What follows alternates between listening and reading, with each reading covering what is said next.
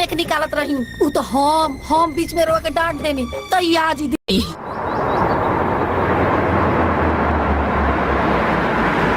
तुम्हारी नहीं खे का मार जाग राइल पड़ू।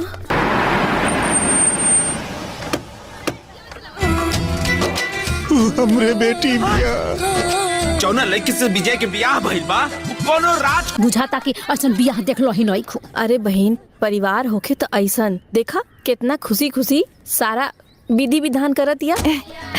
माजी लाई हमरा के दी हम आरती उतारब। हमारा नाम पे बा हम जेकरा चाही ओकरा नाम पे लिख सकता नहीं। माता जी घर के बागडोर रउआ हाथ से छीन ली। छाती ठीक बा।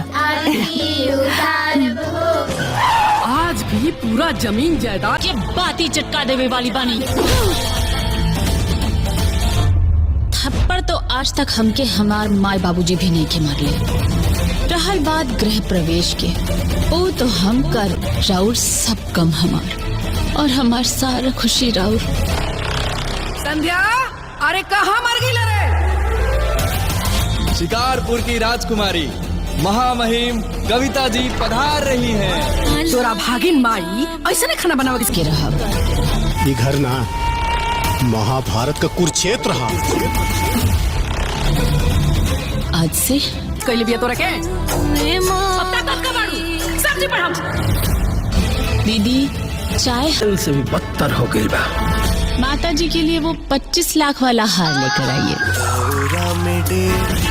जेल में हमरा ऐसा कैदी चाहिए शारदा देवी के मुंह हम दे पतू और वो राजकुमारी। घर घर ना ये तोड़ जवाब दे सके। एक भीग भीती आगे बढ़ाई ले। आज के लगी है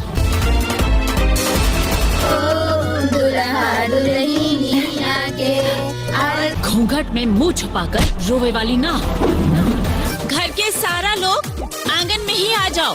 केहू के कमरा में चाय ना जाए याद से, बल्कि जुर्म करे वाला के कलेजा पे लात धर के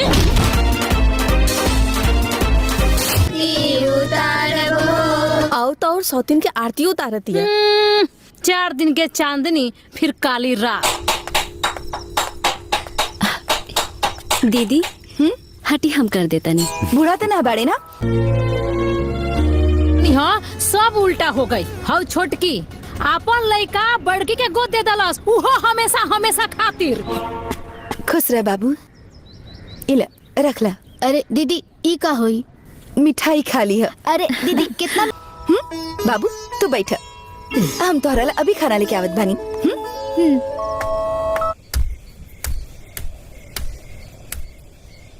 मिठाई खाई। ए चाची दे हमर चावल दे। जब देखत पीछे पड़ रहला बियाह हो बा तबो दूसरा का मेरे घर खखुआई रहला। कैसे लोग के बताती। हम भाई बने वाला बानी। हम भाई बने वाला बानी। हम भाई बने वाला बानी। अब कर देनी। रोजी चल अपन बेटवा के देख ला। चला चला जा बेटा। तोरा से तो हम 1 लोटा पानी मांग लेनू तो तोर जवानी चक्को हमारे लगी। श्वेता एक काम कर, एक दौरा गेहूं और ले आओ। माई काय खातिर इतना में हो जाई। जौने बात ऐसन बतिये रहल कि रहल लगल कि पहले भौजी के बता दी। अरे हे भगवान हमार तो करम फूट गई कि पतो बन के आइला सा। दादा पहले से अपनी बेटी के सुख में हिस्सेदार बनले रहे, अब इनके भाग्यों में हिस्सेदार बन गई। इतना सुंदर बिया था वो बेचारी के हमें का दोष बा। और सवेरे ही सवेरे लिपस्टिक लागे लागल। कहीं नाच पार्टी में जाए के बकारे। लाज शर्म के पर्दा हटा के एक बात पूछी। अरे दादा मेहरारू सन के आगे वो दोनों ममुअन के ना चलेला। छटकी सन के यहाँ से ससुराल से मिठाई आयल बा। रउआ तमीन हल बात लइका के तो सबर कर। ए दीदी हमार बिटिया लोग ना पूरे दिन भर नमकीन बिस्किट खात रही है। खूब आशीर्वाद जाए। संजीवन कौनो लड़की के ना दे। पूरा परिवार चालू बा।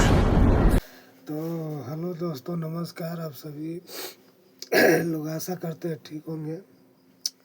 दोस्तों,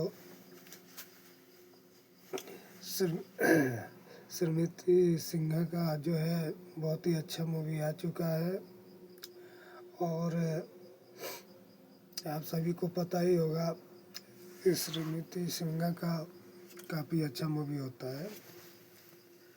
और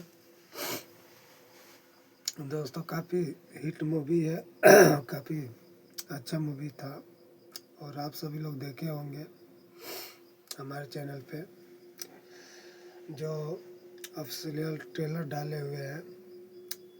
दोस्तों, पूरा मूवी देखने के लिए हमारे चैनल को लाइक और सब्सक्राइब करना ना भूलिएगा और हम आशा करेंगे कि जो है मूवी आप सभी को फुल मूवी हम लाए।